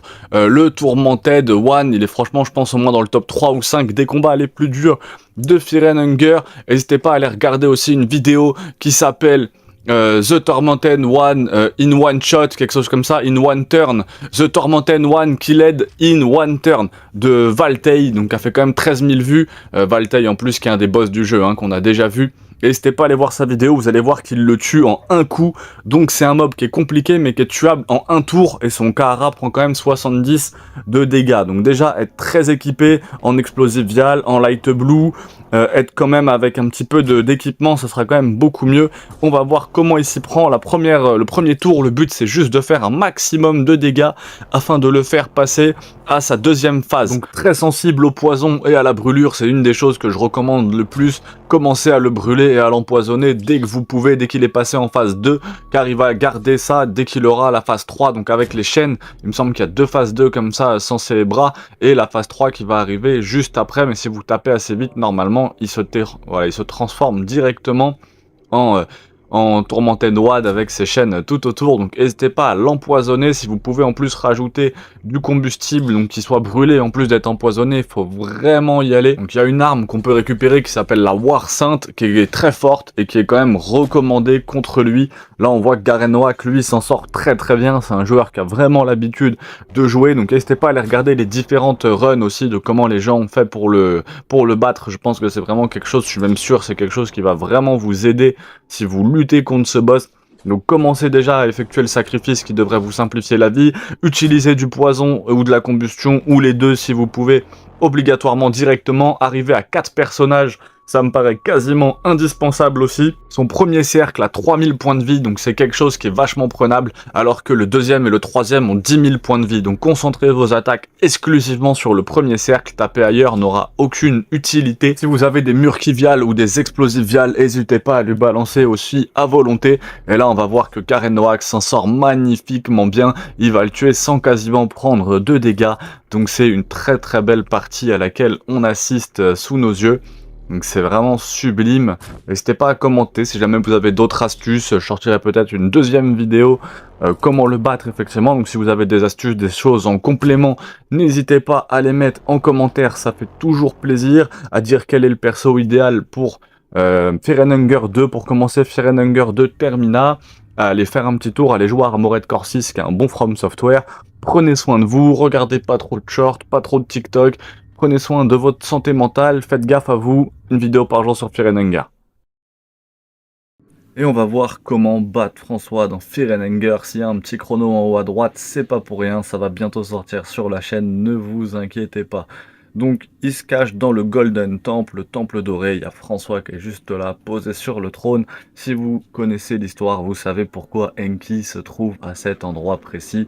Donc la technique, il faut commencer par Talk. C'est un combat qui est assez simple réellement pour un dieu. Assez simple quand on connaît la marche à suivre. Donc en fait, il faut commencer par mettre Prepare to die. This is the end of course. You're nothing but a puppet. How little you really know. Désolé pour l'accent peut-être horrible, mais c'était les bonnes réponses à mettre. Les effets, il prend vraiment beaucoup de dégâts si vous l'empoisonnez. Donc n'hésitez pas, si vous avez, vous pouvez focus sur son torse. Commencez d'abord bien sûr par destroy ses bras. Donc vous commencez par détruire ses bras et ensuite vous pouvez focus sur son torse. Prepare to die like a worm, donc meurt vraiment comme un ver de terre. Ça permet de zapper ses prochaines attaques, donc extrêmement important de faire ça. Vous voyez là, même en speedrun, lui ça permet de soigner en même temps. Là il vient d'utiliser le soin sur son arc prêtre quand on avait vraiment besoin. Il lui restait que 1 PV plus le poison, donc ça se joue vraiment pas à grand chose. C'est un très très beau speedrun hein, que je vais pouvoir vous présenter de toute façon bientôt. Très important, couper ses bras en premier, car sinon à la phase 2 il y a un flip qui peut vous faire extrêmement mal, hein. Un flip, un lancer de pièce pile ou face, comme beaucoup de choses se jouent au hasard dans ce jeu, et ça peut faire vraiment beaucoup de dégâts. Quand lui, il va vous dire aussi « Why won't you answer to me ?» Désolé encore pour l'accent horrible, ça veut dire qu'il va faire une attaque très puissante au prochain tour. Donc là, il faut continuer à focus sur le torse après avoir coupé les bras, et une fois qu'on a infligé suffisamment de dégâts au torse, on peut passer à la phase où François va être doré. Là, lui, il n'attaque pas les bras. Pourquoi? Parce que c'est un speedrun. À moins que vous tentiez vous-même un speedrun, je vous recommande pas du tout cette technique. On va voir que la phase 2 est assez similaire à la phase 1. Il va se focus sur le torse pour essayer d'aller le plus vite possible. Et il va relancer les mêmes dialogues afin d'éviter les attaques justement de François. Si mes vidéos t'ont aidé, n'hésite pas à t'abonner, à laisser un petit commentaire et à me dire quel serait le meilleur personnage pour que je commence Fear and Hunger 2 Termina. C'est beaucoup de travail, donc abonne-toi, pouce bleu, on revient à la vidéo. N'hésitez pas à regarder la vidéo 2 fois pour bien comprendre toutes les subtilités du dialogue et des tours, parce que c'est vraiment un combat qui va arriver en fin de jeu, donc ça serait dommage de le perdre à ce moment-là. Donc il arrive à profiter de l'extra turn pour se soigner, donc il fait guard avec le Dark Prêtre, et vu que Diers a 100 PV, Diers et Rangva vont eux pouvoir utiliser les soins afin que toute l'équipe reparte à 100 PV. Et il va prendre un très grand risque. On vient de voir que François vient d'annoncer qu'il fera une attaque au prochain tour, et pourtant il va complètement se focus sur le torse au lieu de faire guard. Il va donc subir le pile ou face. Pile, il se prend une attaque, et face, il va passer, donc enfin head ou tase. On va voir ça tout de suite, mais vous savez très bien qu'il va passer parce qu'il va réussir le speedrun, et on va bientôt le voir sur la chaîne. N'hésitez pas à vous abonner, pouce bleu, une vidéo par jour sur le lore de Fear and Hunger. On va voir comment battre Nasra dans Fear and Hunger. Donc c'est un nouveau dieu qui est trouvable au level 2 dans les Blood Pit. Si vous cherchez plusieurs fois au milieu du tas de cadavres, à un moment, il va sortir et va essayer de vous battre. On va voir tout de suite comment gagner contre lui. Déjà, vous pouvez essayer de lui jeter des pierres, ça va le stun pendant 2 tours. Donc si vous jetez une pierre, ça le stun 2 tours. Lui, il a 9000 points de vie. Et après plusieurs tours, c'est la grande particularité de ce combat, on commence à le voir s'approcher dans le fond. Il y a les Darkness qui, eux, ont 10 000 points de vie. Si vous choisissez d'empoisonner ou de brûler Nasra, faut savoir que ça lui infligera 900 points de dégâts par tour. Ce qui est vraiment conseillé, ce qu'on vous conseille pour faire ce combat, c'est d'arriver déjà à 4, c'est essentiel. Si vous avez 99 cailloux, ou au moins pas mal de cailloux, c'est pas mal. Pas mal d'attaques très rapides, et le White Angel, n'hésitez pas à aller voir ma vidéo comment récupérer l'ange, c'est l'Angel Soul ou la Soul Angel, l'âme de l'ange, donc c'est comment battre le White Angel avec cet objet aussi, ça vous simplifiera grandement la partie. Donc il y a un endroit dans la ville et un endroit à l'entrée de ma arbre où vous pouvez récupérer des pierres à l'infini, un endroit dans la ville, pardon, un endroit dans la mine où vous pouvez récupérer des stones, des pierres à l'infini, afin de les jeter justement sur Nasra et de continuer à le stun pendant que le personnage principal utilise poison. C'est pas ce que fait Omniworld, là il va se faire éclater, big up à lui pour le gameplay, big up à All Bones Jones pour les explications du coup en anglais. Force à tous, n'hésitez pas à vous abonner, il y a les vidéos sur Fear and Hunger 2 qui arrivent, et vous pouvez également recruter bien sûr Nasara. C'est une autre vidéo, une de celles qui a le plus marché sur cette chaîne, comment recruter Nasra dans son équipe, l'immortel, en plus Nasra l'immortel, allez checker, force à tous. Après vous êtes rendu dans la ville, vous avez sûrement vu des statues comme ça, retenez bien leur position pour accéder. On va voir un personnage assez étrange qui se jette dans le vide. Il s'agit tout simplement de Valtiel, l'illuminé. On va voir comment le battre dans Fear and Hunger tout de suite, dans un speedrun qui est un peu particulier en plus. Lui il va vraiment l'éliminer d'une façon assez fun avec Enki, donc c'est vraiment super cool. Faut savoir que c'est un boss qui est extrêmement aléatoire. Donc la stratégie, elle peut vraiment dépendre en fait de la chance que vous avez. L'idéal, ça peut être quand même de l'empoisonner. Si vous arrivez à l'empoisonner, il prend 50% de dommages physiques en plus. Donc l'idéal, c'est de réussir à l'empoisonner et de taper. Si vous avez moins de 50 PV, tout de suite, vous vous soignez instantanément. Sinon, il risque de vous tuer. Donc c'est un boss qui est assez compliqué, mais on va voir que lui, avec le Dark Prêtre et Talk, il va pouvoir l'éliminer beaucoup plus facilement. On voit que Nragva, il a déjà pris très cher, donc il va utiliser des soins. On commence en mettant dans l'année 876, on voit aussi qu'il arrive à lui infliger quand même beaucoup de dégâts, il a réussi à l'empoisonner aussi, donc il va peut-être même l'avoir au point de vie à force de taper, à force de se prendre le poison, plus d'envoyer l'attaque. Il va quand même tenter un talk, hein, si je dis pas de bêtises, extra turn. Ça attaque de tous les côtés. Le but, c'est vraiment de le tuer le plus vite. Il faut être vraiment assez équipé. Ouais, 426, heureusement qu'il fait des dégâts, parce que c'est un boss qui est très aléatoire et qui peut être du coup assez difficile à cause de ça. Il y a également des ultrasons et des choses assez spéciales dans ce boss. Il a de la chance avec le poison, le boss est éliminé, il peut passer à autre chose. Le speedrun sort bientôt, abonnez-vous, une vidéo par jour sur Fear and Hunger. On va voir comment battre un boss iconique du jeu, je dirais même 2 fois plus iconique, parce que le Chromauler, c'est vraiment un boss iconique de Fear and Hunger, hein. C'est la miniature de combo, c'est la miniature d'Isonde 2.0 qui a fait une vidéo, et là, on va se battre contre le double Chromauler, donc disponible au niveau 9 du donjon. Si vous voulez sa localisation exacte, un petit commentaire et j'en ferai. une vidéo. Pour commencer, je peux vous conseiller bien sûr d'aveugler les deux têtes avec un Red Vial ou avec un Flock of Crosso, de burn ou de poison le torse et d'essayer de lui infliger au moins 250 de dommages au tour 3. Faut savoir qu'il n'est pas très résistant, apparemment son torse a juste 1250 points de vie. J'ai trouvé ça sur la chaîne de notre ami All Bones Jones, donc très intéressant, ce qui fait qu'apparemment ça ne serait pas très élevé en termes de points de vie, surtout quand on arrive stuffé comme ça en fin de jeu. Donc là on peut voir que c'est bien ce qu'il a fait, hein. Il a aveuglé les deux têtes pour éviter de se prendre un pec, parce que ça doit être comme le Chromauler, si vous met pec, vous êtes décapité directement, et votre personnage est éliminé. Donc un peu compliqué. Vous pouvez aussi avoir l'Isaiah Iron Mask qui vous permet quand même de prévenir de quelques dommages. Donc si vous ne savez pas du tout qui est Isaiah, n'hésitez pas à aller regarder dans mes vidéos. J'ai une vidéo dédiée à la quête d'Isaiah. Il nous manque plus beaucoup de personnages. Et oui, Peck, en plus, c'est uniquement sur le caractère jouable, apparemment. C'est uniquement sur le personnage que vous jouez. Donc, ce qui fait que s'il utilise Peck, vous êtes éliminé directement. Mais bon, je me fais pas de soucis pour vous. Vous devriez réussir à le battre. Il nous manque quelques mobs et on a bientôt fini cette série de comment battre tellement sur Fear & Anger. Abonnez-vous, pouce bleu, c'était carré pour vous servir. On a vu comment battre le Chromauler, on a également vu comment battre le double Chromauler, et là on va voir comment battre le Old Chevalier, le vieux Chevalier, qui est un monstre en réalité assez simple, hein. Donc pendant que vous allez traverser les mines au level 5, vous pouvez rencontrer un petit fantôme qui est soi-disant immortel. Donc vous pouvez faire demi-tour, il y a aussi une porte et il va vous bloquer l'entrée de cette porte. Donc comment est-ce qu'on peut résoudre ce problème? Il y a le cadavre d'un jeu chevalier dans cette pièce, vous pouvez l'attaquer et commencer la bataille contre ce mob. Cet ennemi est en fait assez simple, il n'y a que son bras droit qui peut faire quelque chose, qui a 33% de chance d'utiliser le bailliage horizontal, qui va faire environ 30 de dégâts en moyenne et qui risque de couper un de vos bras. Il est aussi assez drôle parce qu'à chaque coup qu'il prend, il perd un petit peu d'équipement dessus. Donc c'est un mob qui est assez sympa effectivement. Après il sert pas à grand chose. La version la plus compliquée à tuer étant la version du Spectre Knight, qui lui ne prend que, me semble, la magie et les coups d'épée du coup, mais aussi d'épée magique justement. Vous pouvez aussi vous battre contre sa version Spectre Knight Spectre de son propre combat. Il est immunisé contre tous les dégâts directs, à l'exception des dégâts immatériels. Il a 10 000 points de vie. Si vous voulez vraiment le tuer, apportez l'âme du serpent, donc le Salmon Snake. N'hésitez pas à aller regarder ma vidéo.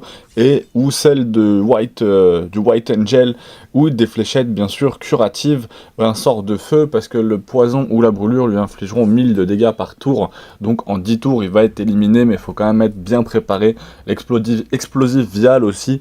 S'il n'a plus aucune pièce d'équipement, ça peut être une très bonne solution pour l'achever. Si vous avez besoin d'un test en particulier, d'un guide sur Fear & Anger, n'hésitez pas à le poster en commentaire. N'hésitez pas à vous abonner, à laisser le petit pouce bleu, ça fait toujours plaisir. Force à tous, c'était carré pour vous servir. Si vous tapez sur ce cheval, vous savez ce qui se passe, c'est probablement ce qui vous a arrivé. En tapant sur ce cheval, il y a des chiens qui arrivent directement, c'est les premiers monstres que vous rencontrez sur Fear & Anger, qui vous ont sûrement donné du fil à retordre, ils vous ont sûrement tué plusieurs fois. Si vous avez un personnage tout seul, je vous conseille de focus la tête.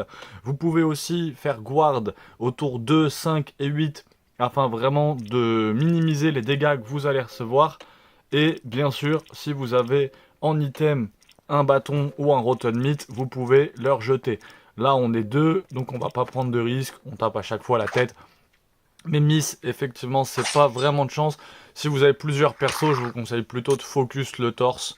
Vraiment bien focus le torse. Après, vous pouvez taper, bien sûr, la tête.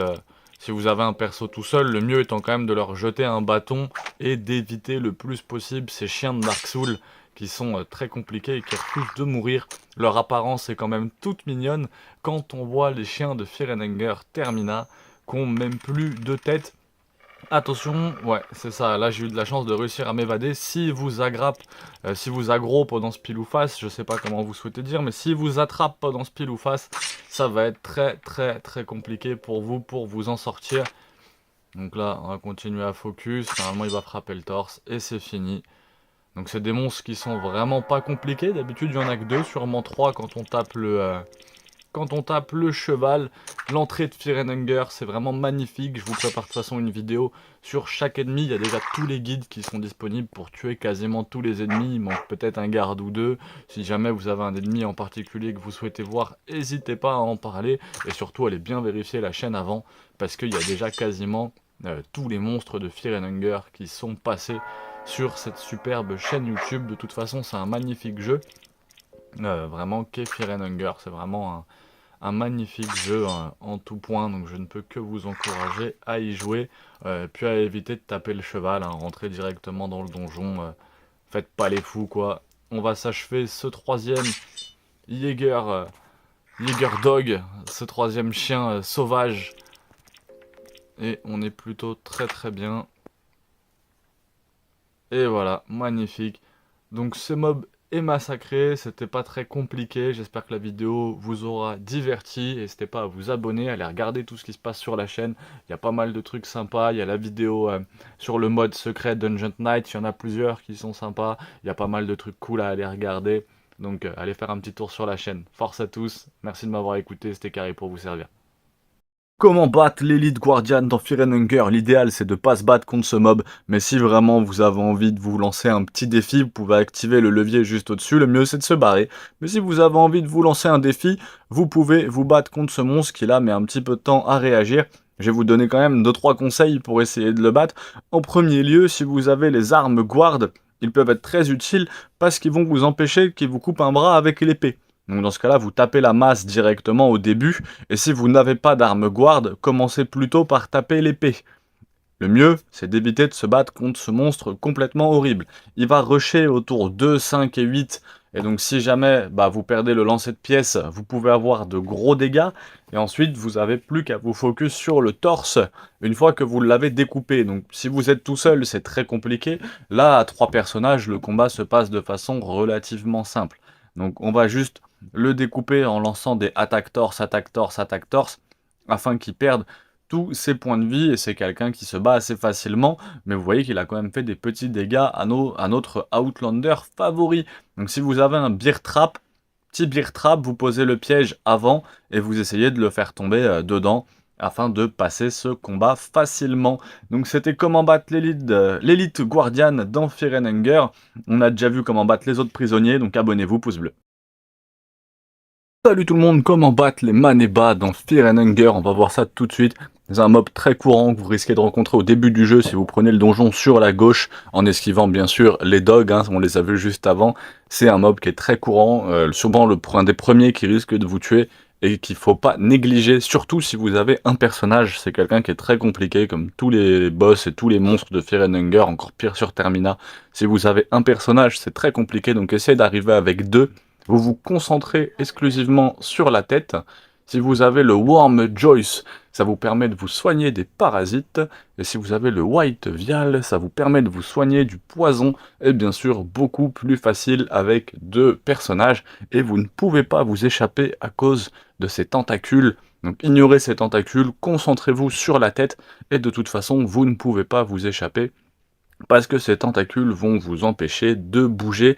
Il y a une petite porte ici, je sais plus si c'est la porte qui contient la miasma, je crois, peut-être, hein, ou elle est peut-être un peu plus haute. Je n'ai plus de certitude là-dessus. De toute façon, je n'hésiterai pas à vous en faire une vidéo. Il y a une petite tier list aussi des personnages qui va sortir.